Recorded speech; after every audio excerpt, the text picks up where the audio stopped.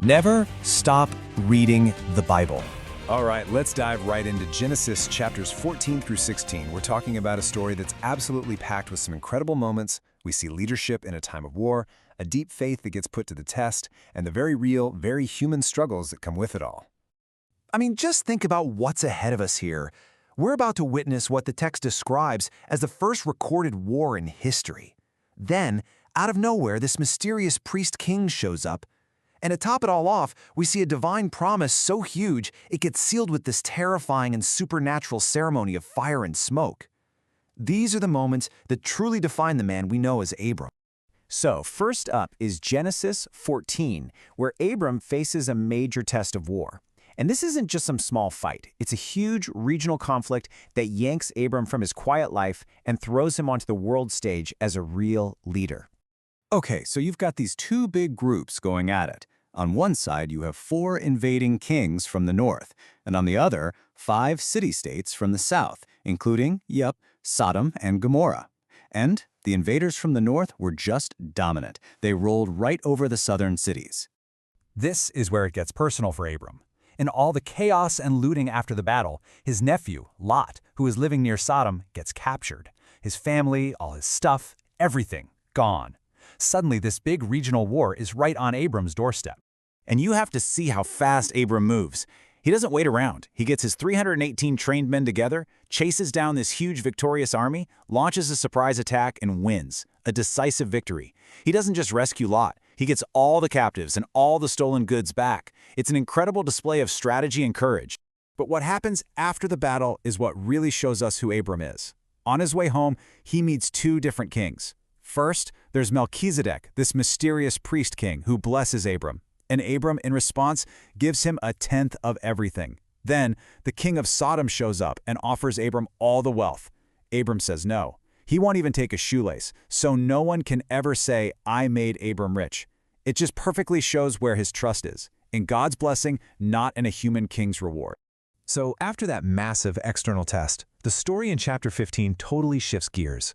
We go from Abram the warrior to Abram the believer, and now he's grappling with this really deep internal battle between doubt and faith.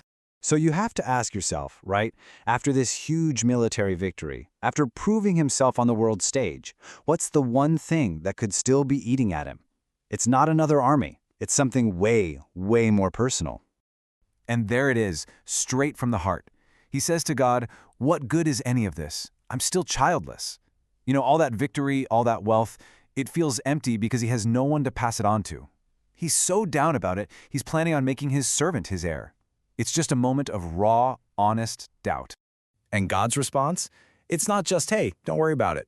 No, it's one of the most wild and dramatic scenes you can imagine. It's called the Covenant of the Torch. Think of it like a super serious ancient ceremony to make a promise legally binding. And God uses it to lock in his promise of land and descendants to Abram in a way he will never, ever forget. The ritual itself is, well, it's pretty intense and kind of spooky, to be honest. Abram cuts these animals in half and lays the pieces out. Then, this terrifying, dreadful darkness just falls over him. And in that darkness, he sees a smoking firepot and a blazing torch, which represents God himself, pass right between the pieces, sealing the deal. But here's the catch. Right in the middle of this promise, God tells Abram that this isn't going to happen overnight. Nope. His descendants will actually be oppressed in a foreign land for 400 years before they finally get the land.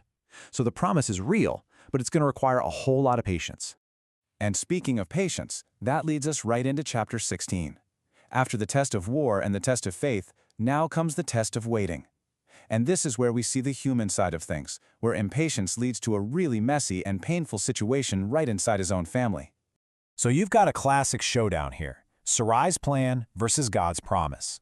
On one side, you have God's promise to give them a child through Sarai. But on the other, you have Sarai's plan.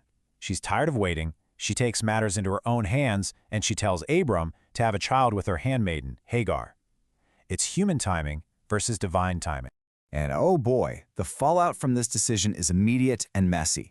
As soon as Hagar gets pregnant, she starts looking down on Sarai. So Sarai gets harsh with Hagar, so harsh that Hagar runs away into the desert. An angel actually has to step in, find Hagar, give her a promise for her own son, and convince her to go back. And the result is the birth of Ishmael, a son born out of a human plan, not the divine promise. Okay, so when you zoom out and look at all three of these stories together, the war, the doubt, the impatience, you start to see some really powerful lessons about faith and, just being human.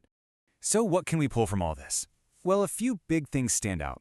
First, we learn from Abram's choice with the kings that real leadership is about integrity, not just power. Second, from his moment of doubt, we see that real, strong faith is often built when we're at our most uncertain. And finally, the whole situation with Hagar teaches us two huge things. Divine promises work on a divine schedule, not ours.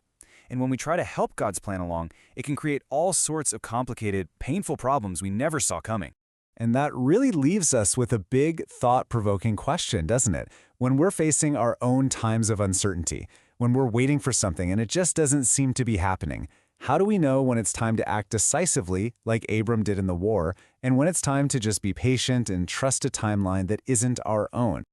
That's a question that echoes way beyond this ancient story. Thanks for joining us for this explainer. This analysis was from the Center Studio.